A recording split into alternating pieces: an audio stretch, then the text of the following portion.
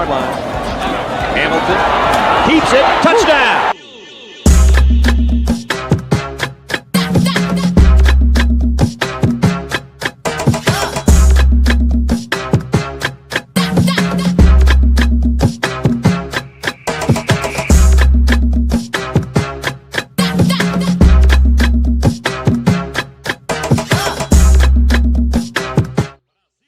And we got to thank God every minute of every day. Good morning, world. It's your boy, One Life student Ryan Stewart. That's right. Y'all know who it is, and y'all know what day it is. It's Wednesday, right after the noon o'clock hour, which means we are bringing an episode or rendition of In the Huddle with your boy, Joe Ham, to you right here, right now. So I am here to welcome you to In the Huddle with Joe Ham. Simply two old teammates talking real ball, talking real life, so you know what time it is.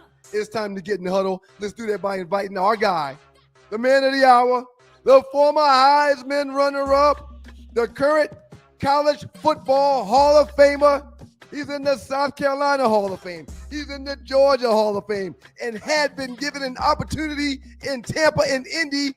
He'd be in the Florida Hall of Fame and the Indianapolis Hall of Fame. Y'all give it up for the man, the myth, the true legend, Mr. Joe Ham is in the building. Good morning, Hammy. How you feeling, sir? Man, fantastic, outstanding, superb, brother. I'm telling you, it's a sports fan like myself, heaven right now, okay? Because the month of October, we don't get this. We don't ever get in sports what we get in the month of October. No. The four major sports we're able to touch. If you're a fan of the NHL, yep, MLB, yep, basketball, or yep, football, you got action. You got four major sports action. It's five.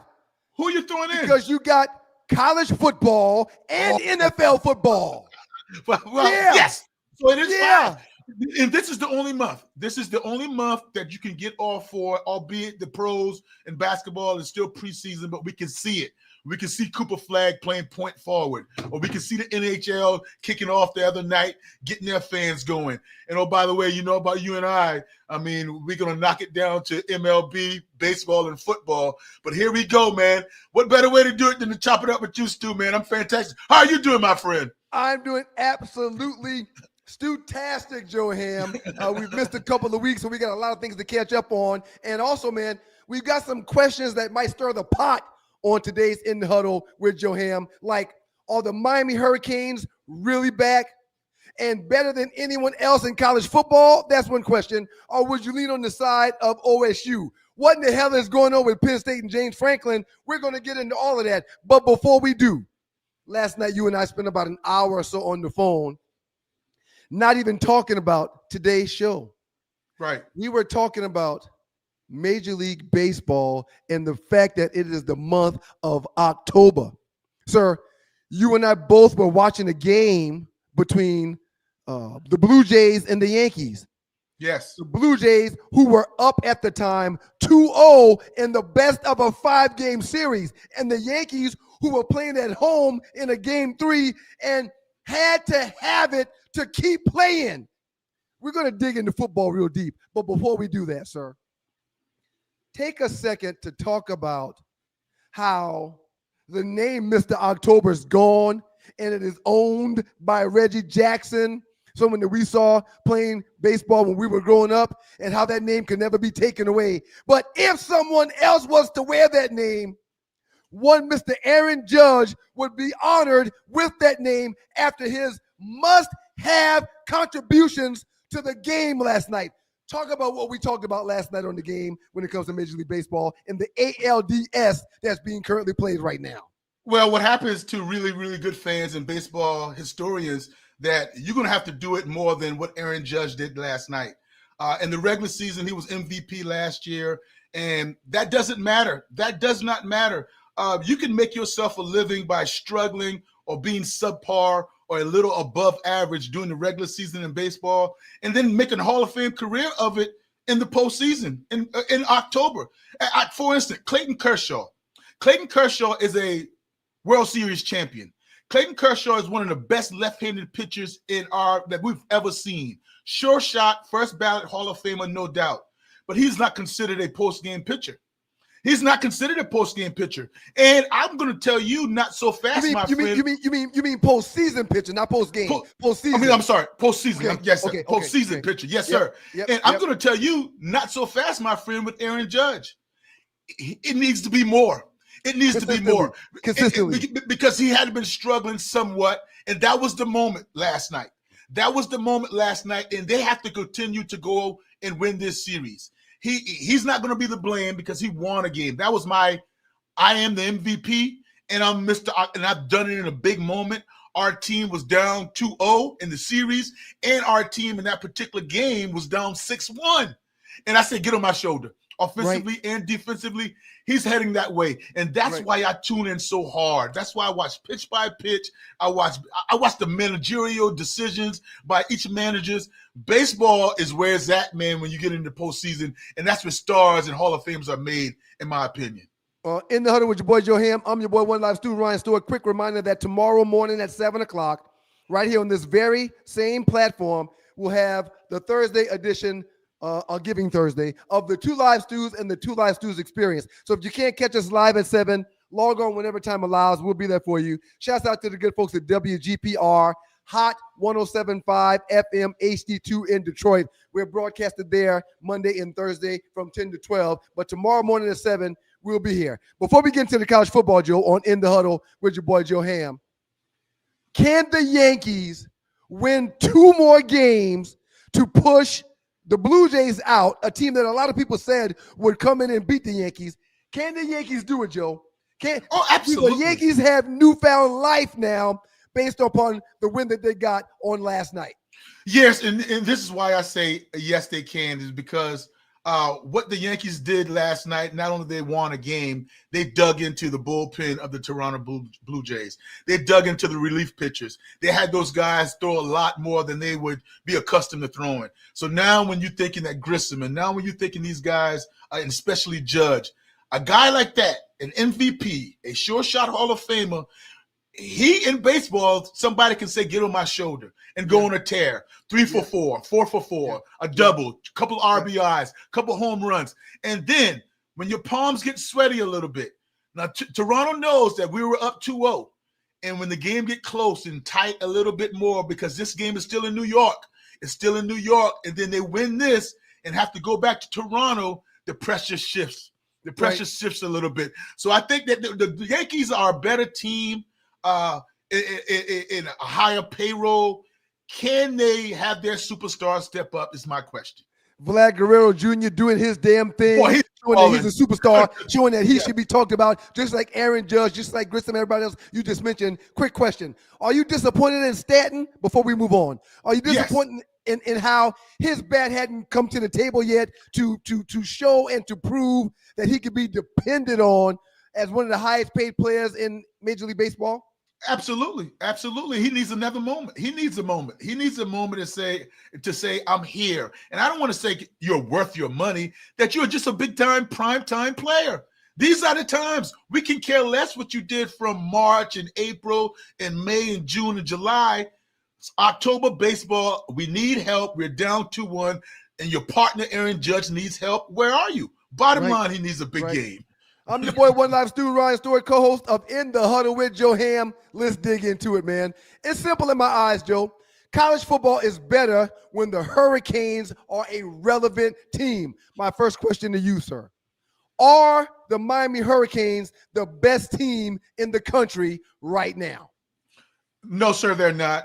They're number 2 in my books. And I have to respect Ohio State and that number 1 defense and what they have coming back, the quarterback, the running game, Jeremiah Smith on the outside dominating.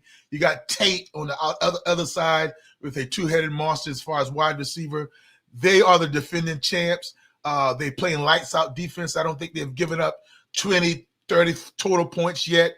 They are playing lights out. Now, there's very, very close, because Miami, when you look at it, complete team, led by, Tony, Malachi Tony, a true freshman, that he should be playing high school football right now because he reclassified and went up.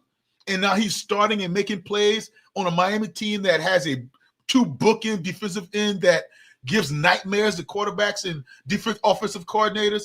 Carson Beck coming back saying that, hey, man, I'm not an NFL player quite yet. I didn't perform up to my expectations my last season in Georgia. Now I got another chance or another opportunity, and he's showing it. That defense, they look like Miami of old. They look like the Miami that I played in 1999-2000 season in the Gator Bowl with Ed Reed and Vince Wilfork and Rump and Dan Morgan and all those guys, Reggie Wayne and Clinton Portis and my goodness, the list goes on. So you physically played against those guys you just talked about? Oh my God, yes I did. I played against them in the 2000 bowl game, the Gator Bowl, and the list goes on and on. The Williams boy, the defensive end, Willis McGahee, Santana Moss, whoever you want to name. Okay. Yes. Remember Carson Beck. I want to go back there with you for a quick second. But yes. You just brought up those names that I'm not going to be able to pass by without talking about it. The 2000 Gator Bowl, the Yellow Jackets under your leadership, George O'Leary, or was it? Yeah, it was George O'Leary. Yes. Okay. Y'all go to the 2000 Gator Bowl and play against Miami, who's coached by, was that Rick at the time? No, sir. That was coached by boy, I hate bringing that up. If we don't, I think it was Bush Davis. Okay, I'll find out who that is. No, I know Bush Davis. Okay, it was Bush Davis. Okay, talk to us about the level of competition y'all faced prior to that bowl game, and just off the names you just mentioned alone, the difference in level of competition in that 2000 Gator Bowl because of those players you just mentioned. Let me set the background. The background is that they were all on probation. The Miami Hurricanes did not win the Big East. That went to Virginia Tech and Michael Vick. Michael Vick played those guys and beat those guys pretty bad, explosive. And that was the 99 season going into the 2000 bowl game. And that's the team, that's the same core team that went undefeated and went to back-to-back national championships. That's the same team. And when you look at them on film and you look at those guys being from Florida and those guys being from, the gutter, so to speak, and you would think they undisciplined. You would think you can get them on double moves. We had a game plan that had some trickery and some formation eye candy for those guys. But by the way, Stu, they were great, athletic, and disciplined. And they set the tone with Brent Key and John Carmen and my offensive line, Chris Brown. We almost got into a fight at the dog track the week before or the days prior when the two teams gathered and went to the festivities of a bowl game. They set the tone then. And then they set the tone again when you are told by as a coach to your team, stay out of their drills. Don't run through their warm-up. Stay out of their warm-up. Because respect those guys. They were trying to intimidate y'all. Y'all were trying to intimidate each other. Yes, during the week. And I'm sure Butch Davis told his guys to make sure you don't run through the drill. They didn't listen, and that's what they did.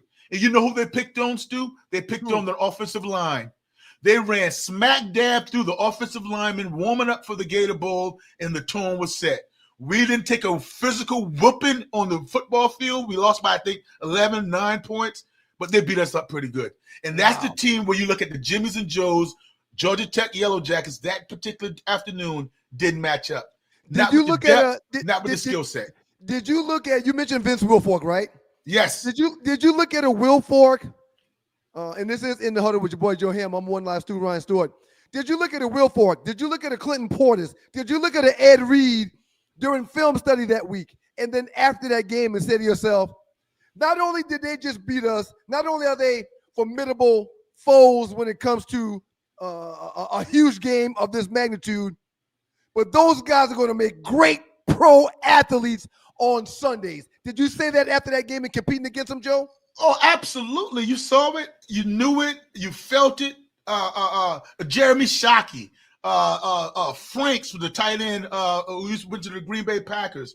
Andre Johnson. Yes, you saw it because you saw the speed, you saw the athleticism, and you saw the names you saying, man. And also saw the fact that those guys going into next year, they weren't going to lose a game.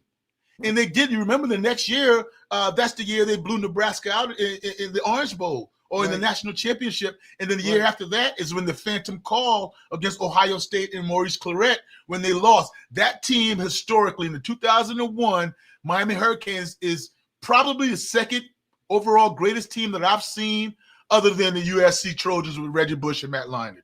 In the Huddle with your boy, One Last Stu. And, of course, this is In the Huddle with Joe Ham. Very happy to be here. We're here every Wednesday. We try to shoot for noon, but if not, we push that thing back to 9 o'clock. But on Wednesdays, you can catch us. And if you don't, if you subscribe to the show, if you subscribe to the platform, if we're not going to be here, you'll know. And if we are going to be here, you'll be notified. So please make sure you guys subscribe and or like. I mentioned wanting to mention Carson Beck. A little birdie told me that he didn't have the year he wanted to have last season to turn pro. He was injured, and he didn't know how effective as a player he would be this upcoming year. The other two things they told me was, A, he had a young lady that was his girlfriend that was attending Miami. He wanted to be closer to her. And B, this one was off the record from a very reliable source, Carson Beck figured his chances to win, to boost his numbers, would be better with the roster that the Hurricane had in place versus the roster that Kirby Smart had in Athens. Now, just think about that for a second. Kirby's roster is phenomenal. He's been top 5, top 6, top 7 the last 5, 6, 7 years when it comes to recruiting. But Carson Beck, a current player with the Bulldogs at the time, said my chances and my fortunes can be enriched. I can give myself a better opportunity if my arm allows through rehab and if I'm on a roster with the dogs in Florida more so than these dogs here in Athens. Share your thoughts with that, sir. That's cap. That's my thought. That's cap. And this is the reason why I say that's cap, Stu, because yes, he injured his shoulder. Gunnar Stockton came in and did pretty well. But remember, Carson Beck entered the NFL. Carson Beck was going to the NFL, and he said, I'm going to try my talents there.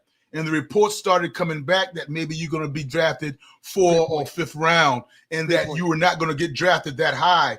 And by that, and the deadline approached to where you could pull your name out of the NFL and try to go back to college. He decided, and Miami also decided that, well, if I get drafted in the 4th round, 5th round of the NFL, I'm going to make less than if I go to Miami and make $3 million.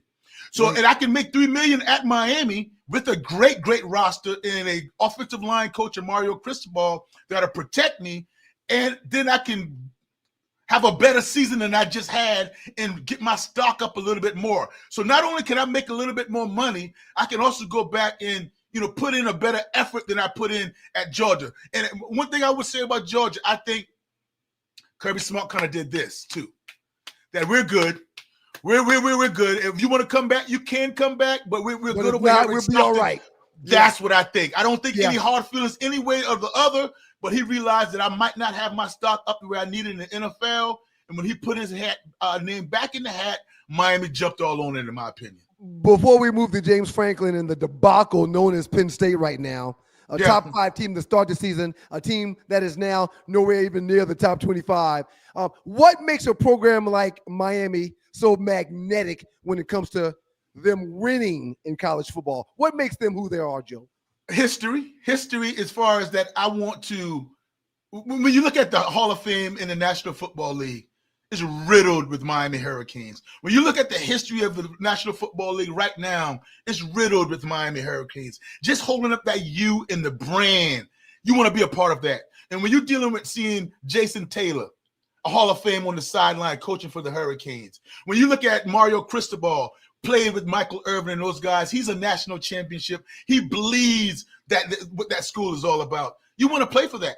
You want to play with that and with the fan base and with those guys are just emulating and that style, that swag. I go to why not? And I don't want to be a part of it. I want Georgia Tech to be that, but you have to respect the speed, the national brand. That's what makes Miami Miami. And you know what? I think it helps up college football because that is a brand. a national brand. And when they're playing well, it's good. Why? Because you have a lot of hate, of people that want them to fall flat on their face, and a lot of people that want them to do very, very well.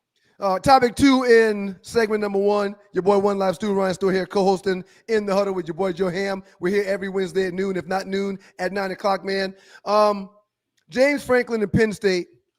I'm getting wounded man vibes. Some guys always talk about a woman scorn. I'm getting wounded man vibes, and the reason why is because of this post-game sound from a back-to-back losing Penn State coach, James Franklin. Joe, let's take a look.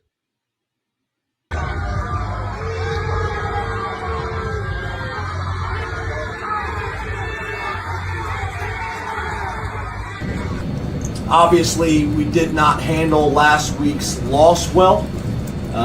We also lost some players in that game during the week, and then everything else, the travel, everything else. Did not come out with the right energy to start the game, and before you know it, obviously they get a touchdown drive and an onside kick, and now you're fighting. They gain confidence, and we're fighting for the next 3 quarters. So that's my responsibility, and I didn't get it done. No, studio audience, no. Don't do that. Don't do that, studio audience. Don't do that. In the Huddle with your boy Joe Ham. I'm Ryan Stewart. Do not calm your studio audience down. Do not calm the studio audience down. Thank you. Why? You know why? Because the fans, the Nittany Lion fans, traveled West Coast to UCLA, to Los Angeles, and they were booing. So don't calm the studio audience down, because his own fans, his own support group that traveled to UCLA, they booed that performance. They booed his team losing back-to-back games. And when you look at it from a standpoint of James Franklin, you didn't see this coming, Coach Franklin. During the week, normally coaches can see the lack of effort, the lack of attention to detail, lethargic, not coming out really trying to get that bad taste out of your mouth for the week before and 2 overtime loss against a team that came from the West Coast, right? Oregon beat you coming from the West Coast in a game day type atmosphere. They did the exact same thing a week prior to what y'all had to do a week after. And this is my most, absolutely, Stu, and this is my most disappointing thing about James Franklin, his staff, and his players. Yeah, you got punched in the mouth. Yes, you weren't ready to play early with the onside kick and the early touchdown. But where's the switch? Where's the flip? Because you told me, you told the media, you told everybody preseason that this is the best team. This is the best team you've coached. You've been around at Penn State. You told me in the media this is the best coaching staff that you've assembled. You told me that. So where's the switch that you can turn on? Because, Stu, I understand a letdown. I understand going against UCLA, a team that's 0-4, that you might not get up. Dabo Swinney likes to say, bring your own guts, bring your own energy. You're going in a stadium that is not going to be loud. You can't get your energy from then. So where's your energy? I understand lack of energy, but why not turn it on? When is your staff going to dig deep and draw up some plays to beat UCLA? To beat UCLA. And so now when you look at it, I'm going to judge James Franklin, and I'm not going to go backtrack, and I'm not going to sound like I'm mixing words. I always thought, how can you fire a guy that's winning perennially 10 games a year? Last year, he went to the college football playoffs. Outstanding season. I debate this so much so often. Y'all better hold on to these coaches that win you 10, 11 games a season. Y'all just can't let them go, or can you? Keep on going, Joe. Or can you now, Stu? And here I am with yes, you can with James Franklin. And the reason why I say yes, you can with James Franklin is because he can't get over the hump. I have enough evidence. I have enough proof in the pudding that he cannot get it done. What was it? 4-21 against top 10 opponents. It gets worse when you're talking about top 15 opponents. Anytime it's a big game, he squanders it. And now when you're talking about a chance to go West Coast and just only have one blemish on your record, only losing one game and trying to get back in the college football playoff scene, and you lose that, I'm not calling for his job, but maybe it's time to say that James Franklin is not the guy to win a national championship. That's not to say he's not a good coach, but proof is showing us. He's shown us now enough, or I've had enough in my tablet to say he can't get it done when big games are here. This is a me thing and not a you thing. I hate highlighting the loser in a game like that, which is what we're doing. Instead of talking about the winner with interim offensive coordinator Rick Neuheisel's kid, with Nico Amalavaleva, a player that transferred from Tennessee, who's in UCLA right now, who was the 0-4 quarterback. People were questioning his heart. People were questioning if he should be benched. He played exceptionally well in that game and finding them. And by the way, Stu, he got National Player of the Week.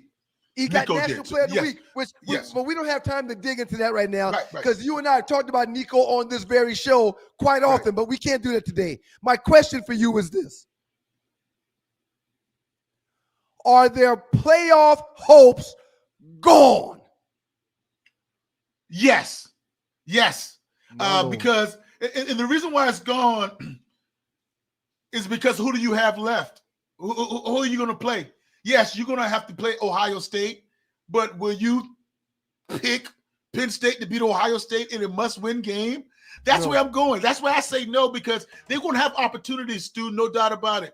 A 2-loss Penn State team in the Big Ten, if they were to win the remaining of their games, they might have a chance.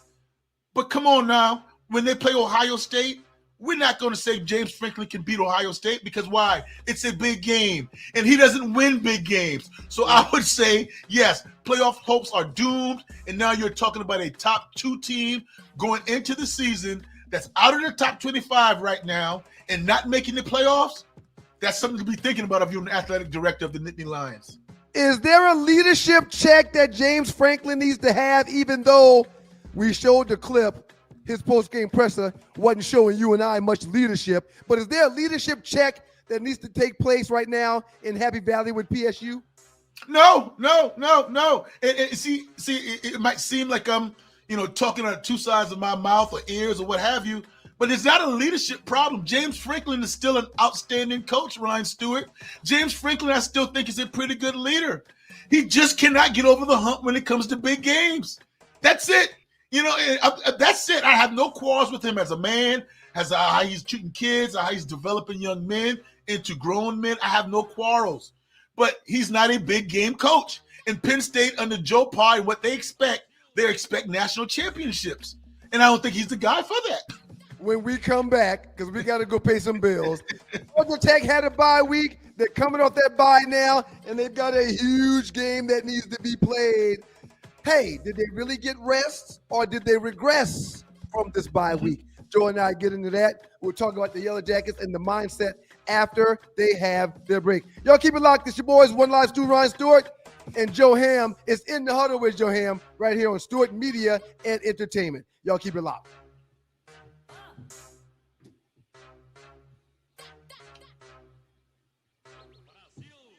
Needles, man, please. I retired from those when I hung up my cleats. Why get poked when you can snack your way slim? Brain IQ chews are all natural, taste great, and keep you in the game. Shots hurt, chews work. BrainIQ.com/REF/OneLiveStew. BrainIQHealth.com/REF/OneLiveStew. Brain IQ chews. Smarter than shots, stronger than excuses.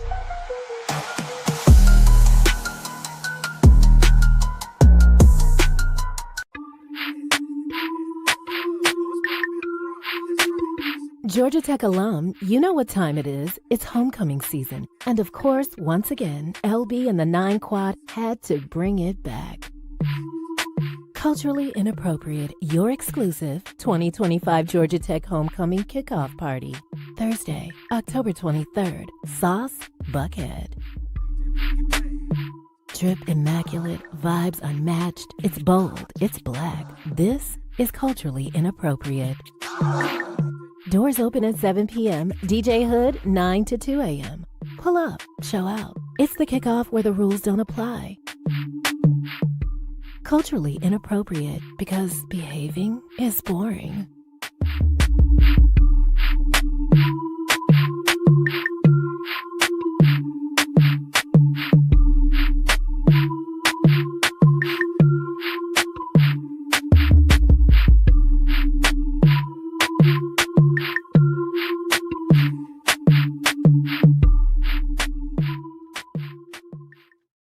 Oh, know what time it is, man. I got a quick reminder for y'all. Welcome back. It's your boys, One Live Stu, Ryan Stewart, co-host of In the Huddle with your boy, Joe Ham. We're very happy to be here. Very happy to have y'all. Quick reminder, man. Georgia Tech's homecoming, as we're about to talk about Georgia Tech, it's right around the corner.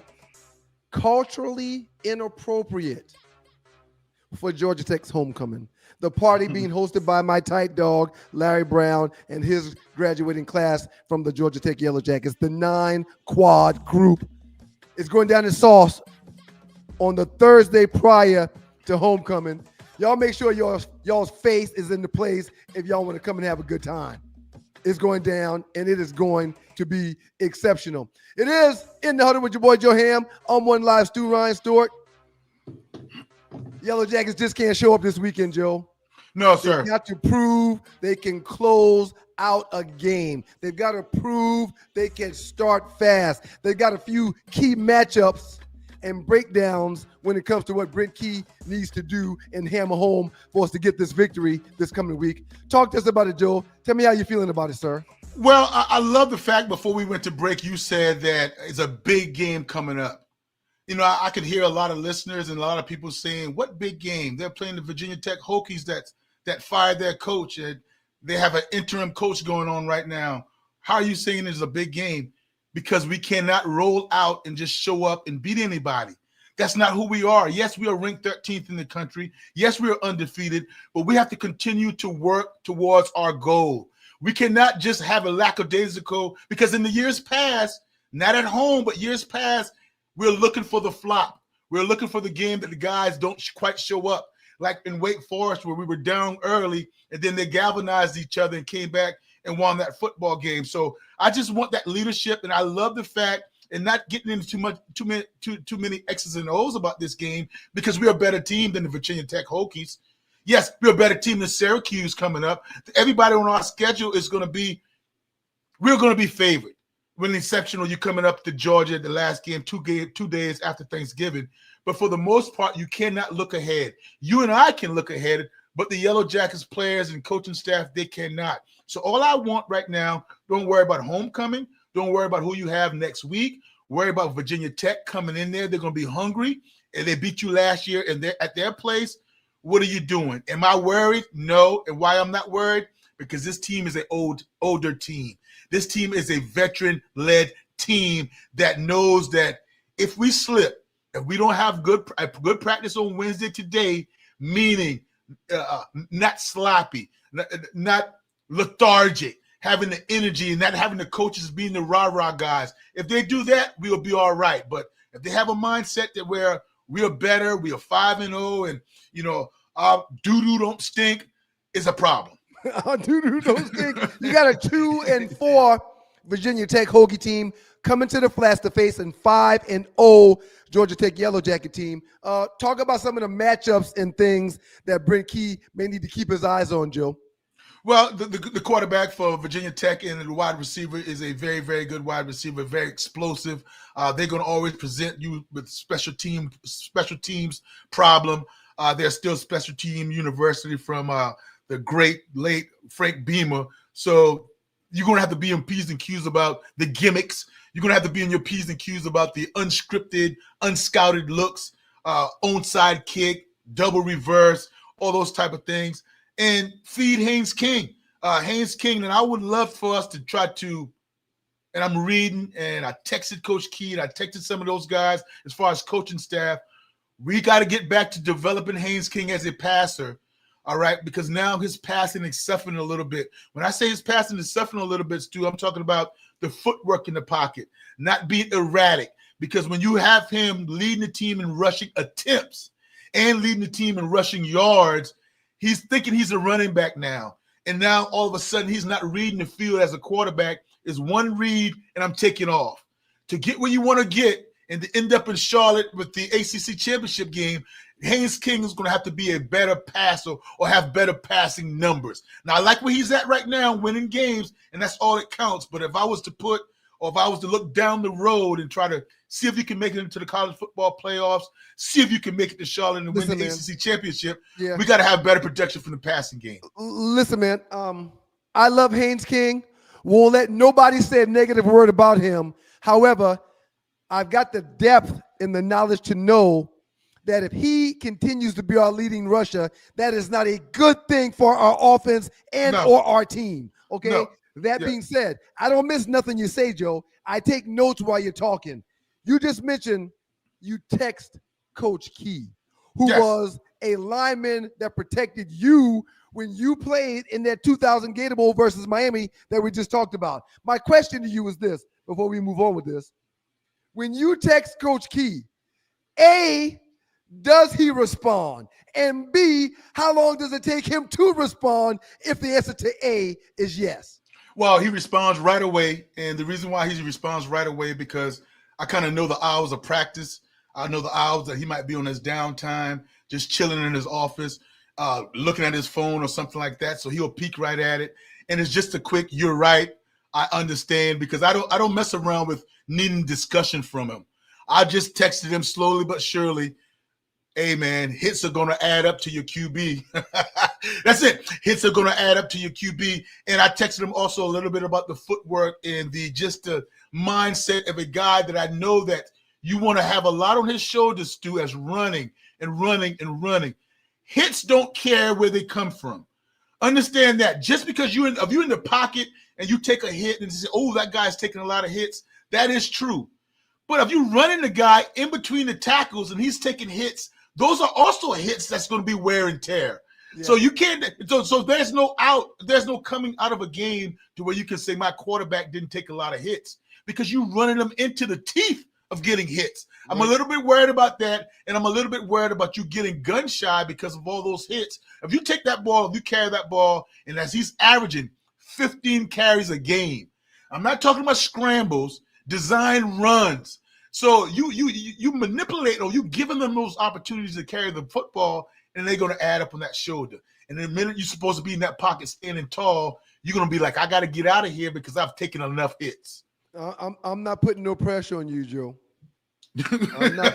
I'm not challenging the depth of a quarterback's relationship with his old lineman. I'm not questioning the relationship between said former quarterback and former old lineman, now current talk show host, who needs programming and who has a relationship with a head coach. I'm not doing none of that. But what I am saying to you before we move on is that I'm positive your audience that loves this show would love to have you and Coach Key doing a one-on-one or a two-on-one with me just co-hosting. Love to have you two for 30, 45 minutes if y'all can find the time. Just keep that in mind. Yes. I ain't putting no pressure on you, but I'm guaranteeing that the people that love your show would love to see that. Let's talk about Notre Dame in the Huddle with your boy, Joe Ham. I'm One Live Studio co-host, and how the brand that they have tends to trump certain obvious situations. Even with 2 early losses right now, coming off of a good win this past weekend, are they too big to be left out of the college championships in your eyes? Well, I thought about this too, and I don't want you to make it easy for me, and I don't want to make it easy for myself. I'm not comparing Notre Dame to anybody else as far as them losing 2 games, okay? I think they can get in. My question to myself, what I asked this past week, Alabama's got a brutal, you hear me, brutal remaining schedule. Missouri, number 14, Tennessee, 12, LSU, Oklahoma, number 6. Damn. What happens if Alabama has only gotten 2 losses to end the season? and Notre Dame sits there with only 2 losses to end the season. Right. Now, if Notre Dame sits there with only 2 losses to end the season, that would have meant that they ran off 10 straight games. Okay. Because Notre Dame lost their first 2 games. Okay. So if they ended up just 10-2, that meant they won 10 straight. If Alabama ends up 10-2, they lost their first to Florida State, and somewhere down the line they may have lost one other. And it makes me think, where's the brand? Where are you going to lean? Because that schedule for Notre Dame is not enticing at all. NC State, USC, Boston College, Navy, Pitt, Syracuse, and Stanford. So on paper, you would say Bama needs to get in because they're in the SEC and played a more tougher schedule. But that NBC Notre Dame brand, who has the bigger brand, Ryan Stewart, in your opinion, national brand? The Fighting Irish of Notre Dame or the Alabama Crimson Tide? Because that committee, eventually they're going to come down to the fan base, who's going to travel, who everybody's going to want to see and pay attention to. And can you separate those two? And I know you're going to go, and I looked this up for you because you're a research guy, you do your due diligence and your homework. The national titles are not even close. Nowhere near. I think Alabama's which is what I was just about to say. I'm going to answer your question, but there's one thing that's obvious. In the last 2 decades, it's not even close to who the winner is out of those two. So I'm going to answer your question and then put it back on you to get your thoughts. But it's not even close.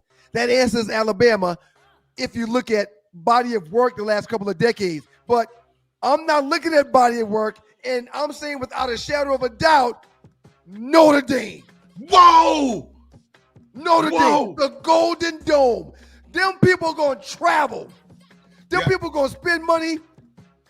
Them people got their own TV network to where their games are televised every single time they play for the last few years. Man, my goodness. Stu, I have a great feeling in that 95, above 95%, that you and I are going to sit right back here at the end of this college football season and talk about the committee and their decision, because they're going to run the table. The Fighting Irish are. They're going to run the table. And it might not be against or up against the resume of an Alabama Crimson Tide, because Alabama might not be in that position, or they might be. But it's going to be against somebody else with the same type of resume. And what you just said is going to stand true. That brand, the way they travel, that NBC deal, and it shouldn't be that way. That committee should look at the resume and the wins and losses, the strength of schedule. There's no question that the resume, wins and losses, and strength of schedule from this point moving forward, with both teams, Bama and Notre Dame, both having 2 losses, the strength of schedule should lift that scale. Heavy Alabama. No. Alabama. Now, I was projecting that Alabama doesn't have 2 losses yet. They have 1 right now, but I'm assuming they would lose one of these tough games coming up, and they would end the season with 2 losses. One or more. Yeah. So you agree, Notre Dame, or you think Alabama? If they both go undefeated, or if they both only have 2 losses. You did say that prior to the conversation. I'm going to have faith in the committee is going to go with Alabama because of the schedule and because who they went through that gauntlet being the SEC. Okay. I'm praying. But what you're saying, I don't disagree. All right. Hey, man, that's it right now when it comes to the college ball. Appreciate you, Ham. This is In the Huddle with Joe Ham. But when we get back, 5 weeks into the NLL season, who's the real deal? Who's fool's goal? Joe and I are going to talk about it on the other side. Whatever y'all do, y'all keep it locked to you boys. Joe Ham and One Live Stu, Ryan Stewart. This is In the Huddle with Joe Ham and One Live Stu. Y'all keep it locked.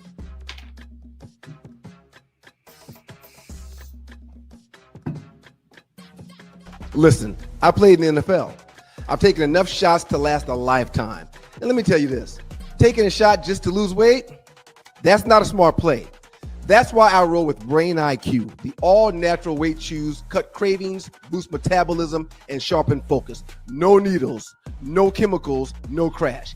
Just results you can chew on. And Brain IQ is not just about weight chews. They've got a full lineup of all-natural products to keep your mind sharp, your body fueled, and your health on point. Skip the needles, choose natural, Order now. BrainIQHealth.com/REF/1LiveStew. Brain IQ Chews. Smart, natural, built for results.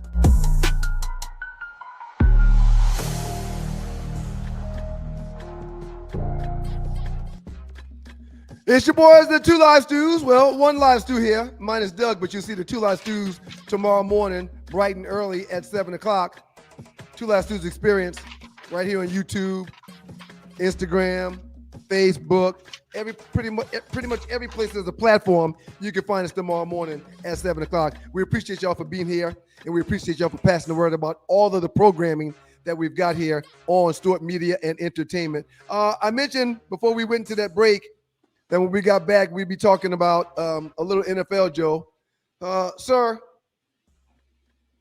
who have we seen that impresses us to this point 5 weeks in to the start of the season? Who's the big dogs in your eyes, real quickly? Big dogs. I want to say this to you, Stu.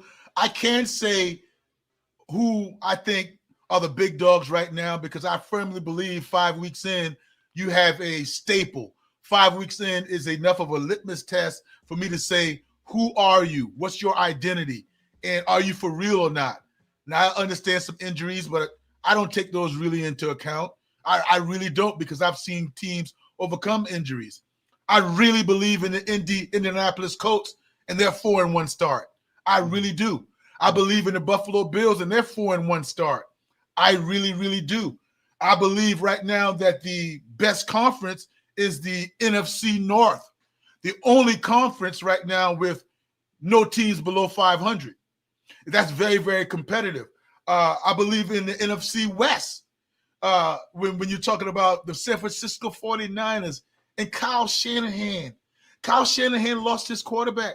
Kyle Shanahan lost his all-world defensive end in Bosa. Kyle Shanahan lost his tight end in George Kittle. Kyle Shanahan still doesn't have his go-to Brandon Ayuk, who hadn't played a game this season at wide receiver. So when guys talk about the Baltimore Ravens to me, I know how they are injury-riddled. I do know that Lamar Jackson is out with the hamstring. No excuse. You hear me, Ryan Stewart? No excuses, because when I look around when I look at your Detroit Lions and the two cornerbacks has gone down now. Right. So they still back there covering people.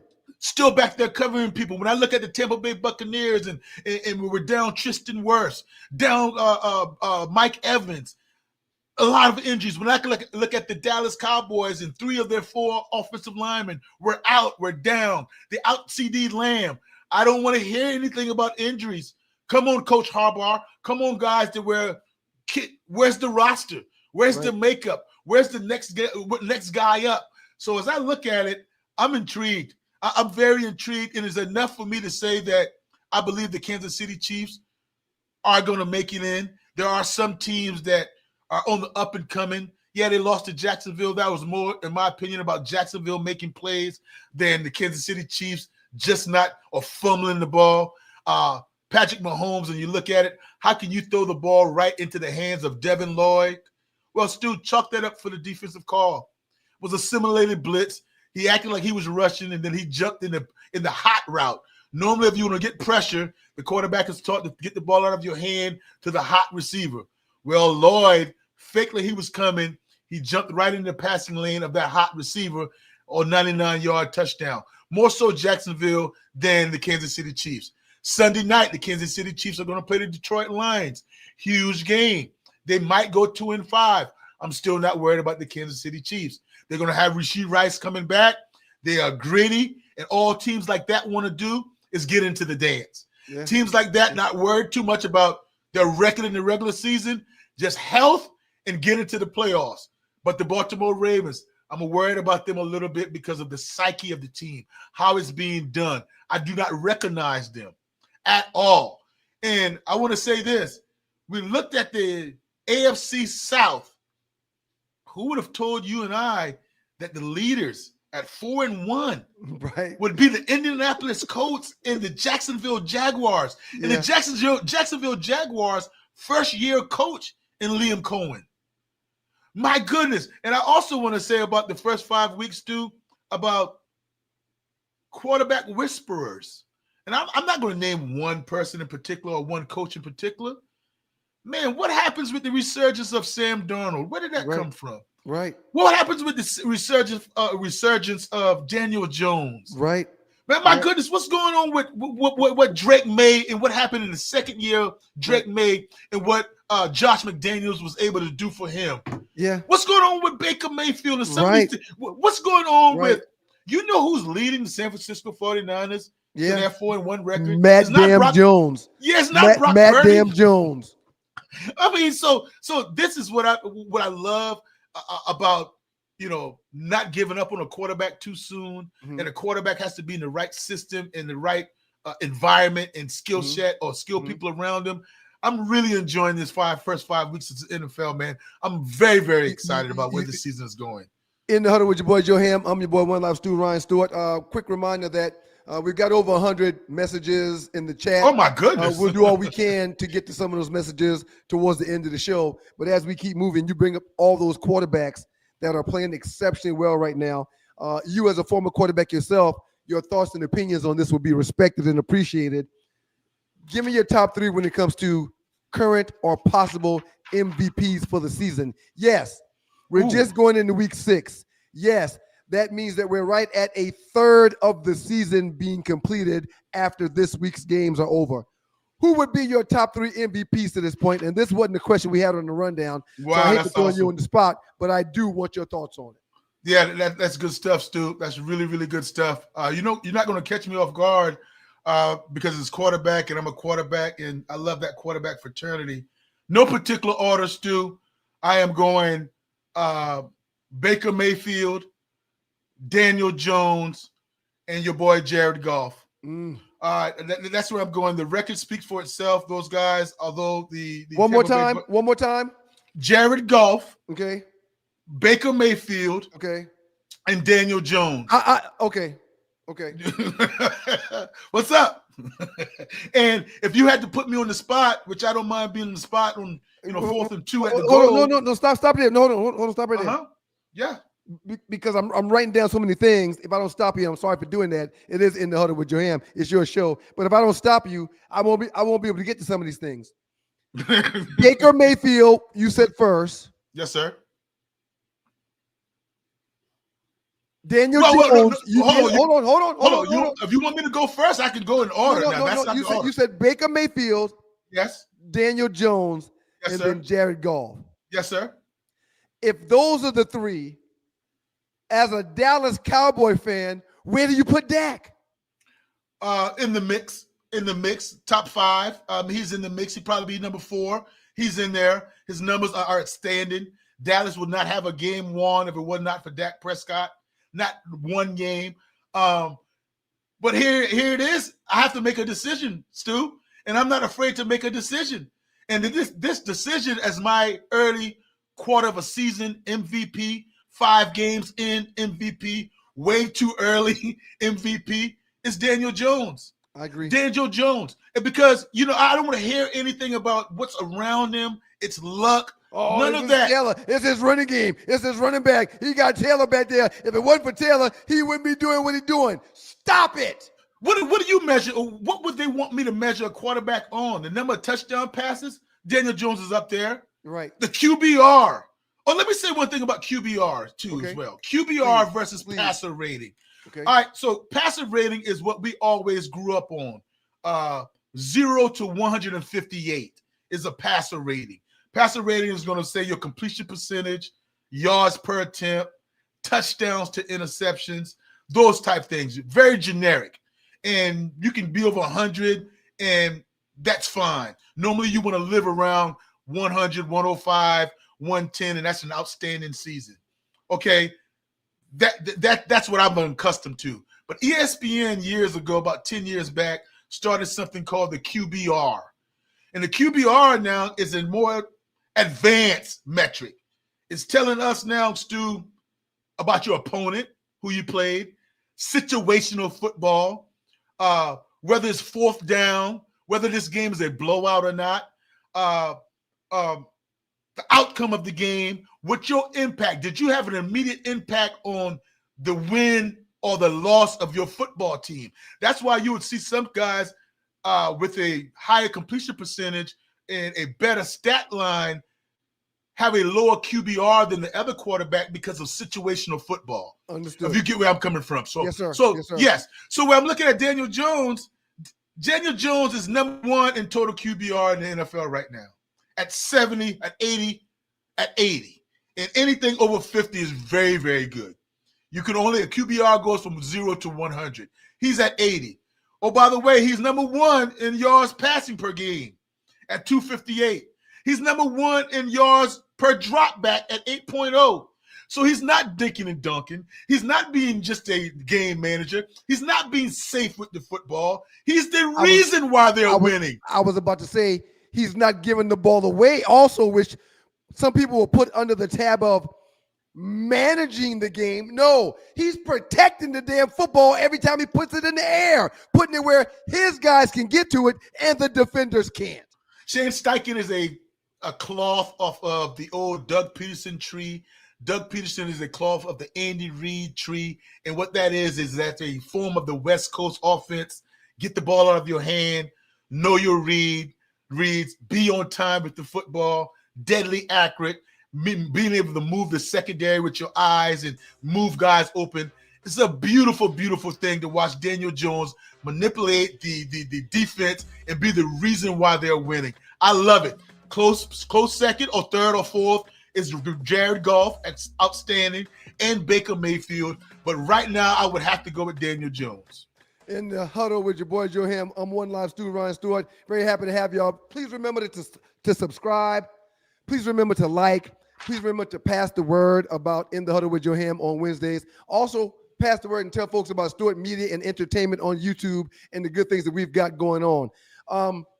I probably should do this on the other side, which is why I started the music, but I decided we'll come back and focus on Shedeur. But before I give that teaser, what we'll do next, let's finish this segment, Joe, by talking about head coach of the Arizona Cardinals. Oh, boy. Coach Jonathan Gannon. Mm-hmm.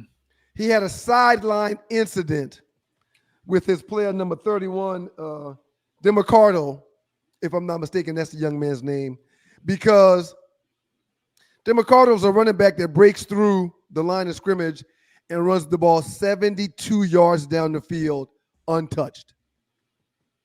Untouched. Prior to getting to the end zone, he drops the ball. 2 weeks ago, we talked about this with the Indianapolis Colts and number 10 for the Colts in Mitchell, and how had Mitchell not broken free and ran an exceptional touchdown catch in, but prior to getting to the touchdown, to the end zone, he drops the ball. So here we go 2 weeks later talking about the same situation, something that's been talked about for decades in this league. We got several examples of it. Coach Gannon gets on the sideline with his player, as mentioned before, DeMarcado, and physically touches him with his disgust. Talk to me about the physical altercation that took place in your eyes between Coach Gannon and his running back, DeMarcado, number 31. And then talk to me about this serious situation that we're seeing way too often, where players are dropping the ball because they're wanting to celebrate before getting into the end zone. Number one, with Jonathan Gannon, I know your emotions can get the best out of you. We're in a heated game. Your team was making a lot of self-inflicted mistakes, turnovers, pre-snap penalties, boneheaded decisions, and you lost it. You lost your cool. That's not a good look. That's not a good look as a head coach, losing your cool. You're supposed to be the person that has a solution to a problem, not enhance the problem. You cannot put your hand on a player. And he did it twice. While one of his teammates is holding him and consoling him, you come and berated him, you hit him in his stomach, and once you left, you hit him again, and then you look back at him like, don't you dare do that again.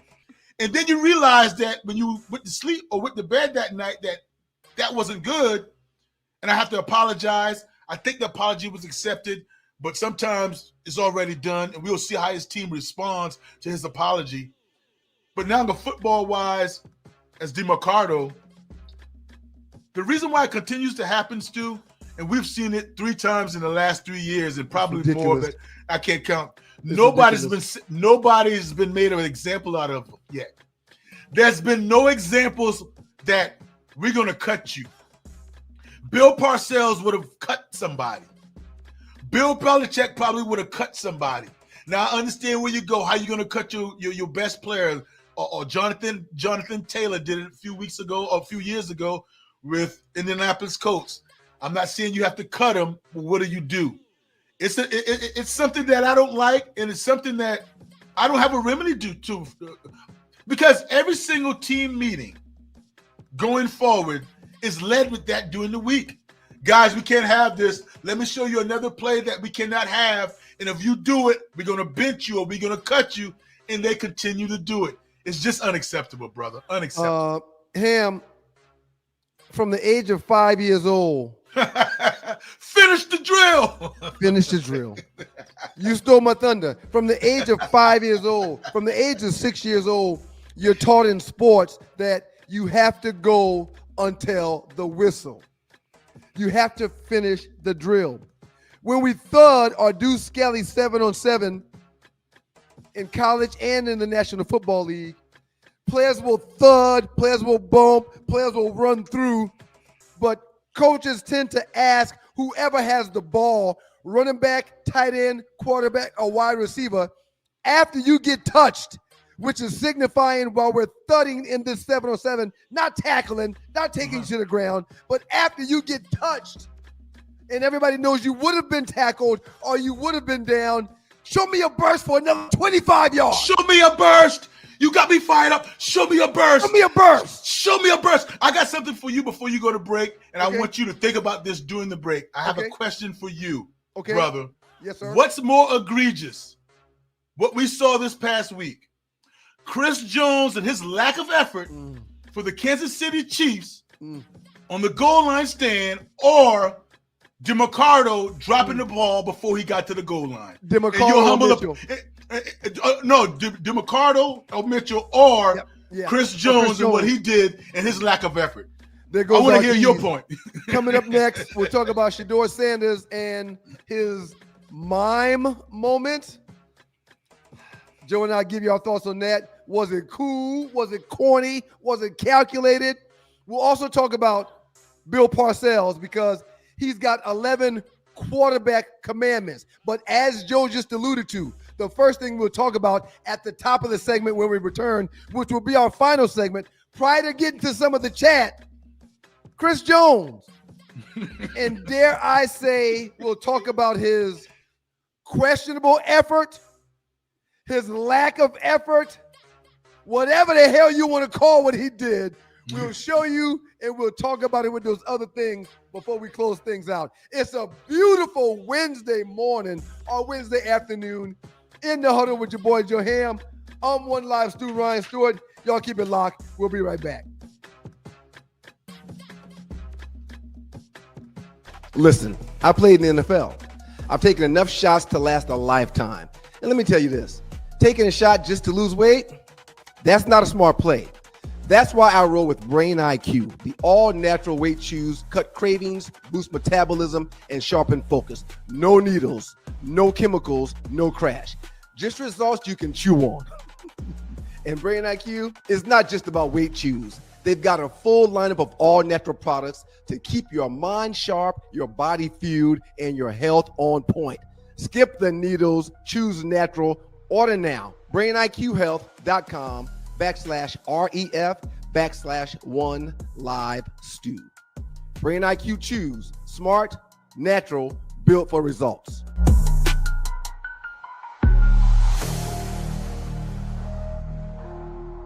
Cannot imagine the panic that is in his heart and the way his stomach has fell into his butt. Now, this is what you want to see. We're going to get a huge block. That's a pancake block by the left tackle. And so when Trevor Lawrence gets up, he's going to have an opportunity to escape here and get into the end zone. He also has to break a tackle. Not what's funny is as you watch this play continue, he falls again. So imagine the panic of the second fall. He gets off the ground, it's the pancake block, breaks the tackle, gets into the end zone. This is a signature drive for Trevor Lawrence. It is in Hunter with your boy One Live Stu, and Joe Ham just came back with the video of the lack of effort by a young man that last year signed a deal that's 5 years, $158 million. So many things we can talk about from that clip, Joe. Trevor Lawrence falling down twice, the pancake block that Ryan Clark highlighted. Yes. But I want to talk about the lack of effort and play by a guy that's making more than $30 million a year. We'll get into Shador. We'll talk about him being a mime. But Joe, how does that happen? How does and some sound that we don't have as I dig a little bit deeper, some sound that we don't have, I forgot to get it to Tree. In the post-game presser after that play we just showed you, same player Chris Jones is telling folks that we as a unit have to make that play. So talk to me about what we just saw. Talk to me about the lack of effort that we saw displayed, and talk to me about how what we just saw can't possibly happen. Oh, it can't not possibly happen, and it happened. And Chris Jones, I'm only assuming here, he stood up in the team meeting this Wednesday or today. He's going to stand up in the team meeting today when they reconvene. We know that the NFL is off on Tuesday, so they probably meet today as a team and say, my bad, guys. I cannot have that. I cannot do that. I can't show that lack of appreciation. And I call it, and dare I say, Stu, respect for the game. That was a lack of respect for the game of football. And, oh, by the way, he has a C on his chest. And a C on his chest means captain. That means you're supposed to be setting the example for everyone else. And you're supposed to be one they look at and point that red dot during film to say, watch his effort. Watch how he plays. Watch how he goes to the football. And it's so ironic that Ryan Clark was talking about the left tackle in his second and third effort for Jacksonville. Right. That's the guy that was given triple effort to the echo of the whistle. And if you watch that clip, again, Chris Jones was not even blocked. He was not even blocked. He stood there. He peeked. He peeked over the line to see what was going on instead of running to the ball. If he just follows the flow and runs down the line of scrimmage, and Trevor Lawrence gets there and tries to turn it up, he'll be there. There's no way that Trevor Lawrence is going to lower his head lower than Chris Jones and back him into the end zone. If he just doesn't stand there and goes down the line of scrimmage to the flow of the ball, the flow of the progression of the ball, he meets Trevor Lawrence, makes the play, stops it, and the game is over. They win the ball game if he just does that, Joe. And it's bigger than that, Stu, when you look at the Kansas City Chiefs earlier this season. I know I said to you that I still think they're going to make the playoffs. I do. But their problems – it's one thing if your problems are coming from young guys, inexperienced guys, and guys that are learning the game and, you know, or second or third string. But remember, Travis Kelce cost them a game in the red zone early when he dropped the ball. I think that was against Philadelphia when he dropped the ball in the red zone and led to an interception. All right, and when you look at down in the red zone, Patrick Mahomes, your superstar, he throws a 99-yard pick six. And in the same game, your other superstar and your highly paid defensive tackle shows a lack of effort. And I'm sure they are just those couple of effort steps away from making plays throughout the film. If you watch the first half or first 5 games of the Kansas City Chiefs, that's not the first time you would probably see somebody loaf. So that's got to be corrected. That's got to get corrected, and that is inexcusable. And I think that Chris Jones, and I know Chris Jones, watching that film or after he watched that film, apologized to his teammates. Wrapping this Guaranteed. thing up in the huddle with your boy Joe Ham. I'm One Live Stew Ryan Store. Quick reminder to make sure you catch the 2 Live Stews and the 2 Live Stews experience tomorrow morning at 7 o'clock. If you can't catch it live, it's okay. Catch it whenever you can. It will be recorded and it will be on the platform for you. However, we'll be there tomorrow morning at 7 o'clock. I'm going to try not to tip my hand while I set this up for you to share your thoughts. Shedeur Sanders last week, the third string quarterback at the time for the Cleveland Browns, finds some cameras in his face. He gets asked several questions while those cameras are in his face. And he proceeds to answer those questions by acting like a mime. No, he wasn't doing the whole mime thing. He wasn't doing all that. But he was asked questions, and when waiting for a response to said questions, he was just doing this. I'm sorry to the people that can't see because they're not using a visual medium to see us. Because what I was doing just now was moving my mouth with no words coming out. Joe, before I share my thoughts, please share yours about how you felt about how Shedeur Sanders chose to handle that situation in the Cleveland locker room on last week. I thought it was thoughtful. I thought he did think about it. I thought he planned it. And with that being said, I didn't like it because he did those things, right? That he thought out something to do to the media or how he was going to act with the media, that he knew it was going to be all about him. When it came out, that is pretty funny, pretty creative. I must give him that. But at some point, I would have loved for him to make it about Dylan Gabriel, which he did previously. He shot out Dylan Gabriel, but deflected off of you. I thought he embraced it. He embraced the celebrity style. He embraced the media in my face. Because I say that, Stu, because they didn't bombard him. They didn't get him coming out of the shower, in my opinion. They didn't get him when he was walking out of the door. They got him. He knew, man. They're going to fire a few questions at me. Yes. Yeah, yes. I'm about to have to, they're by my locker. I'm coming off the field or I'm coming out of the meeting room. We know that this is a time period of 30 to 45 minutes where the media has access to the locker room. They're by my locker. They're going to ask me at least 3 to 5 questions I need to be prepared to. Okay, I got something for them. Yeah, yes, sir. Well said, Stu. And for him to do that, to me, says that he has rabbit ears. Because why would you do that? You must have heard something. I'm asking, why would you do that? What did you hear to say that you have to be silent or mime that way or not let us hear your answer? Have you ever in your history of being in locker rooms, dealing with the media, watching other teammates deal with the media, have you ever in your days in college and the National Football League and still to this day ever seen someone do something like that before? Never, ever, ever. Matter of fact, I've seen somebody or some people in the Marshawn Lynch comes to mind. I'm just here so I don't get fined. Be quiet. I've seen people take fines for it. You were in a locker room with one of the most attention-seeking individuals in the history of the game, Warren Sapp. Have you ever seen Warren Sapp do that? Well, multiply that by 2 because also Keyshawn Johnson. They wanted attention. They wanted it. And when they didn't get it, and when somebody said something negative, they held a grudge. They got back to that media reporter, or they got back to somebody by not talking to them. They might answer somebody else's question, but not that question. I want to take a brief second to read you something about the commandments about Bill Parcells. Okay, it's 11 of them, and not all are important. I'll quickly go through all 11.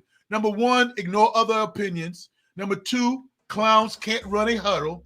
Number 3, fat QBs can't move. Number 4, know your job code. Stop. What we're hearing from you and what you're reading are the Hall of Fame coach Bill Parcells' Cowboys, Giants. He was all over the Patriots. place. Patriots. Jets, yes. Bill Parcells' 11 quarterback commandments. One of them is quarterbacks can't be fat. Yeah. Quarterbacks can't be fat. Fat QBs can't move. Fat QBs. Hey, number 4, know your job code. Number 5, know your own players. 6, be the same guy every day. 7, throwing the ball away is a good play. 8, learn to manage the game. 9, don't panic. 10, don't be a celebrity quarterback. 11, don't forget to have fun. My Lord. Okay. My Lord. Great stuff, ain't it? All things an owner, all things the general manager, all things a president, all things a head coach, a position coach, and an offensive coordinator would want from their quarterback. Absolutely. Stu. I want to focus on number 1 and number 11, number 10 for you about Shedeur. And it's very specific, and I'm not accusing him of anything. I'm just saying, watch out, Shedeur. Number 1 is ignore other opinions. Don't listen to the fans, media, or critics. Focus on your coaches and teammates. He did not do that in that mime. He did not do that. And because I think he responded to what Rex Ryan said in the media about he needs to shut up and play quarterback. Come on, man. Rex Ryan is not even a beat writer. He's not even an everyday writer. You're watching TV to hear him. Yeah. He wasn't in your locker room. No, he was not. Go ahead, Joe. I'm sorry. Go ahead. Keep on, Joe. And number 10 is don't be a celebrity quarterback. Avoid distractions. Fame fades. Focus on football. I'm not accusing him of any of those things, Stu. I just want him to be very, very careful. Yeah. Be very, very careful of those things. So they're watching. I did not like the mime. I thought he could have easily just dismissed it, answered the question, and be on his merry way. But now he's on deck. As the second to Dylan Gabriel. But I just didn't like it. That's my opinion. I didn't like it. I thought he brought more attention to himself. On Monday's show, Doug and I got into it with this. I'm not going to share Doug's thoughts because he's not here to defend himself. I'm not going to share my rebuttal to Doug's thoughts because he's not here to defend himself and or his thoughts that we shared at that time. But what I will say is one of the big reasons why, and I'm a Shedeur supporter. I'm a Sanders supporter. One of the things that troubled me with this was the trade deadline hadn't passed, and there's several teams that need a quarterback. Oh, speaking of that, since Doug and I did that show on Thursday, the Cincinnati Bengals has requested a trade and been granted a trade from the Cleveland Browns of Joe Flacco. So now Joe Flacco has been traded to Cincinnati because Joe Burrow's out and is not working with the quarterback that's backing up. Browning is not working with the quarterback that's backing him up. And Cleveland still thinks it's early enough in the season for them to get a quarterback in there that might find them some wins to help them get into the postseason. So something that really bothered me while Shedeur did that was the whole league's going to see that. All the general managers see that. All the other coaches see that. All the other coordinators see that. All the other quarterbacks coaches see that. Yeah. Teams that need a quarterback that are saying maybe Shedeur could be our guy, that may be something that they see and say, oh man, I was thinking about bringing Shedeur in because we still need another quarterback in our room, but I can't risk him doing that on our dime. I can't risk him doing that to our media. Because of that decision, I was going to contact Cleveland and request a trade for Shedeur, where I give them back the 5th round pick that he was or costed them. But now instead of that, I'm going to take a 20-plus year vet in Flacco instead of requesting Shedeur. Joe, do you agree that what Shedeur did, acting as if he was a mime, on the heels of hearing you talk about the 11 things that a quarterback can't do, the 11 quarterback commandments, do you agree that maybe Shedeur cost himself an opportunity by acting like that? Slightly. I think it's very is a small thing, Stu. If he was on the field and he could play, I think it's more about it's the unknown about if he can play or not. But it did not help. It did not help, man. There's one thing about you this reminds me seriously of a class clown, right? I mean, a class clown is not bad when you want to make jokes and you want to have everybody laugh. That's not necessarily bad. But when you're the quarterback and you're the third string quarterback, it said to me you brought more attention to yourself. You could have ended that. And more so, that was planned. So that's why he threw me back a little bit. He just didn't come up and say, I'm going to be a mime today and I'm going to act like I'm silent. He thought about that. So you thought about the media, and that was on your mind to do what you did to those guys. And I don't say if he's right or wrong. I don't say he needs to get out of his feelings because he wants to play. That's just not a good look for a quarterback. Yeah. That's just not a good look. From the great Rel Scott in Philadelphia. Let's go! Rel. We appreciate you for being here, Rel. We appreciate you for being here. From a man, Big John B. It's Nappy Valley now. Not happy. They're not happy up there right now. It's Nappy Valley now. Let's see. A lot of people saying good morning. Rel Scott, this show is about to kill my Nittany Lions. No, we're just going to tell the truth. That's it. We're just going to tell the truth. Let's see. Kerry Portis, that 3-run homer from Judge was huge. Tied the game for him last night. Swung the momentum for them last night. Prior to that, the Blue Jays had it. Toronto had it, but New York took it back. Go ahead, Joe. You about to say something? Yeah, and now he's considered clutch. Right. All of a sudden in one night, now he's because he had a double earlier too now. So he started to rally a little bit earlier. Yeah. So now associated with his name, Aaron Judge, clutch. I can't wait to see tonight's game. Do you agree with Kerry Portis? Ohio State is the team to beat. We talked about Miami. We wasn't looking over anybody else. We were just focused on Miami. But do you agree with Kerry Portis that Ohio State is the team to beat? Totally agree. And they're going to have more of a gauntlet coming out of that Big Ten than I think that Miami's going to have coming out of the ACC. The beautiful battle-tested Poodle in Portland. Thank you for being here. Mr. Ham, one last two. Carrie Griff, Professor Rel. What up, though? That's what she was saying. She's just speaking, saying, hey. We appreciate you for being here, Tiff. Thank you very much. Good morning to you, Mocha Bella. Or good afternoon now. Thank you for being here. We appreciate you. Mocha Bella. Let's see. I'm going to read one or two more. Rel Scott. I want that ninja fired so bad. Fire Franklin. If you didn't know, Rel Scott in Philadelphia is a PSU fan and supporter. Yeah. And again, I bet Rel Scott is not asking himself anymore, well, then who are we going to get? Right. It doesn't matter anymore. Because try somebody else. Yeah. Right. We're at the point now where we just need to try somebody else.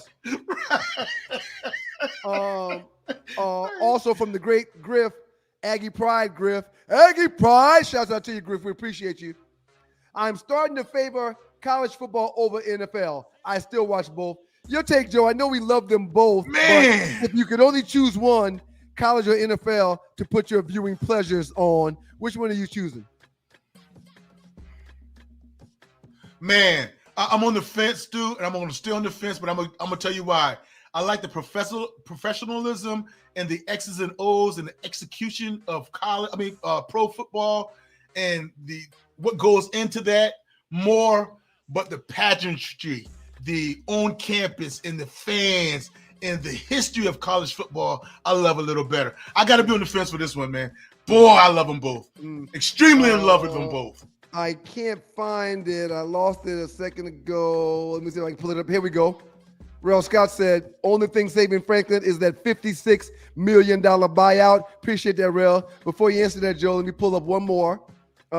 Texas A&M bought out Jimbo Fisher for $76 million. It's time to buy out Franklin. Give me your thoughts on that. Yeah, because have you ever heard in the history of Texas A&M winning any national championships in your lifetime? One more time. Say that one more time. Texas A&M, they won a national championship? No. And they pulled that off Penn State will pull it off. Yeah. And Penn State is a storage. I consider them still a blue blood. Do you consider Penn State a blue blood? No question. Yeah. So yeah. No question. They'll pull that off. No. Last doubt. thing before we get out of here, we do appreciate all your comments. Make sure y'all like and subscribe. Make sure y'all pass the word and tell people that we're here. We really appreciate all the comments. Giving y'all an A+. Joe, you get an A+. Didn't have any super chatters today. Y'all dig in your pockets and bless the folks for doing it. Never mind. I'm not going to beg. I'm not going to beg. Before I let you go, Joe, and before we get out of here, Tech's got a huge game versus Virginia Tech, 2-4 team that's coming to Atlanta this weekend. Give me your thoughts on that game and who wins it. Well, we win it at home, and we play very, very well. I look for the wide receivers and look for the passing game for Tech to be much better. For the simple fact that I think we're working towards Haynes King in that pocket, knowing that there are tougher opponents coming along, that you want to establish a passing game, you want to establish a deep threat, and don't dig yourself a hole. Don't dig yourself out of a hole. I'll be very disappointed if in the first quarter that Tech, which they've done throughout this season on more than one occasion, in the last outing they had against Wake Forest, they started slow. I'm looking for a fast start at home and looking for those Bobby Dobbs patrons to be in their seats early. Before I get your final thoughts, man, one quick shout out to Mr. Earl McDowell Jr., Stu's historian. Thank you for blessing us, folks. We appreciate that. Thank you for blessing us, man. We really appreciate that.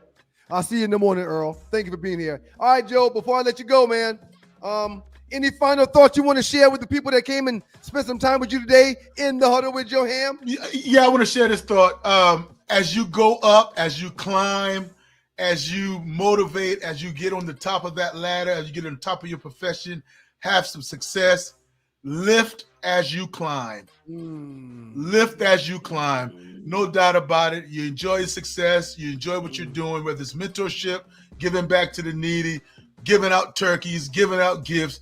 Just lift as you climb. As you go on that ladder, help somebody else out. It'll be well worth it. They will appreciate it. Outstanding job today in the huddle, Coach Ham. Outstanding job. We appreciate you, folk. Yes, sir. Had a lot of fun, Stu Dog. Looking forward to it, man. We'll see Joe Ham next week. Outstanding job, man. That's going to wrap it up for us, y'all. In the Huddle with Joe Ham is in the books. Make sure you guys subscribe to the Stewart Media and Entertainment platform here on YouTube. Hit the bell so you don't miss when we go live next week. We appreciate all y'all for rocking with us. We will see you back in the huddle next week. Peace and blessings, y'all. Thank y'all very much. We love ya.